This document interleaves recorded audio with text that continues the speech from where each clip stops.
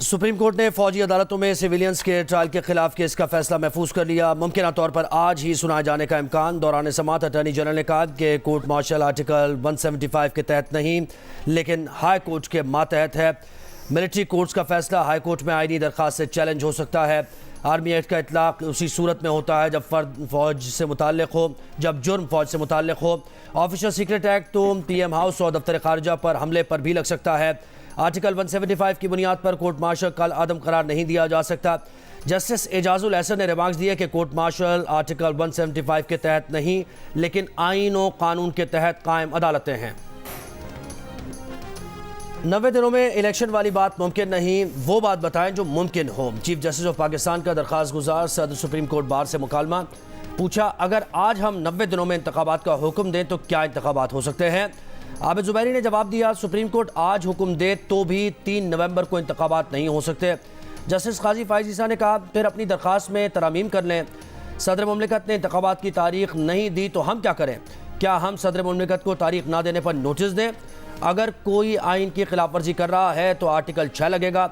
Justice Athar बिन अल्लाह ने remarks दिए कि मरदमशुमारी आइनी ज़रूरत है तो इंतखाबात का इल्तवा समझ में आता है।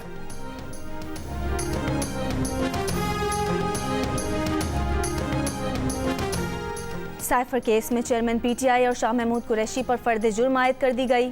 फर्द जुर्म रोकने के लिए चेयरमैन पीटीआई की दरख्वास्त मुस्तरद। ऑफिशियल सीक्रेट एक्ट की खुसूसी अदालत के जज अबुल हसनात ने कहा कि आज की तारीख फर्द जुर्म के लिए रखी थी, फर्द जुर्म आयद की जाती है। चेयरमैन पीटीआई और शाह महमूद कुरैशी का सेहत जुर्म से इनकार। अदालत ने गवाहान के बयानात तलब करते हुए मजीद समाअत 27 अक्टूबर तक मुलतवी कर दी।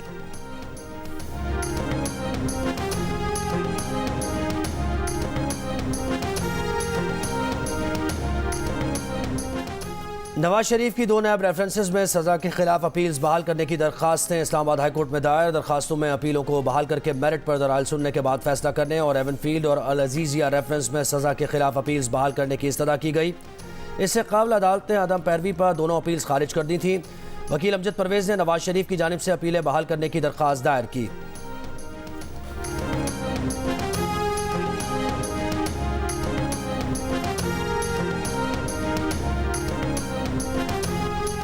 कुछ याद है लेवल प्लेइंग फील्ड का वावेला करने वालों को? मुस्लिम लीग नून के रहनुमा इरफान सिद्दीकी का सियासी हरीफों को पैगाम। कहा कि सदी में पाकिस्तान में 4 इंतखाबात हुए, नवाज शरीफ को 3 इंतखाबात में हिस्सा नहीं लेने दिया गया। 2002 में नवाज शरीफ को नाअहल जिला वतन किया गया। नवाज शरीफ को 2008 में नाअहल, 2018 में नाअहल किया गया। नवाज शरीफ ने सिर्फ 2013 का इंतखाब लड़ा, वजीर आज़म बने और फिर नाअहल हुए।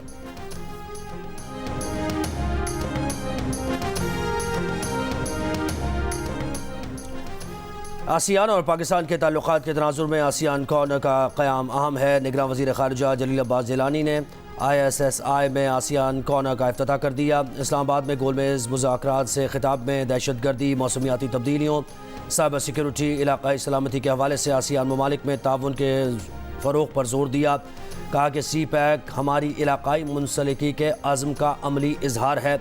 साग का भारतीय हरदर्मी का शिकार होना बाइस अफसोस है। साग भी आसियान की तरह एक मुतहर्रिक फोरम साबित हो सकता था। अगर शिमाली गजा के तमाम अस्पताल खाली ना किए गए तो वक्त ज़ाया किए बगैर उन पर बमबारी कर देंगे। इसराइली अफवाज की धमकी। आलमी इदारा सेहत का इसराइल से अस्पताल खाली करने के हुक्म पर नजरसानी का मुतालबा। तर्जुमान WHO ने कहा कि गजा के तमाम अस्पतालों को खाली करना तकरीबन नामुमकिन है। बहुत से मरीज अस्पतालों के वेंटिलेटर पर और नौज़ायदा बच्चे इंक्यूबेटर्स में हैं, जिनकी मुंतकली बेइंतहा मुश्किल काम है।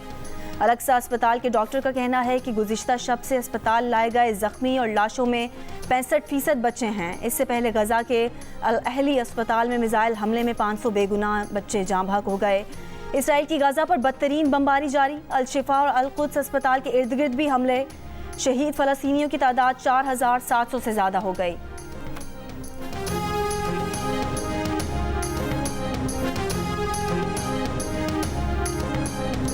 गजा की अलमनाक सूरत हाल कोई अल्फाज में बयान नहीं कर सकता। गजा को बचाया जाए। अक़वाम मुत्तहिदा की एजेंसी बराए रिलीफ एंड बर्ग्स के शेल्टर की डायरेक्टर राविया अलस की दर्दनाक अपील। राविया अलस का कहना है कि अक़वाम मुत्तहिदा की पनागाहों में खुराक, पानी और बिजली नहीं। किसी ऐसे मुंतज़िर हैं जो उन्हें खुराक और पानी दे। यूएन शेल्टर में शीरखार बच्चे, बड़े बूढ़े बुजुर्ग मरीज सब पनाह लिए हुए हैं। लोग मर रहे हैं, हमें इंसुलिन की ज़रूरत है, हम उन्हें कुछ नहीं दे पा रहे।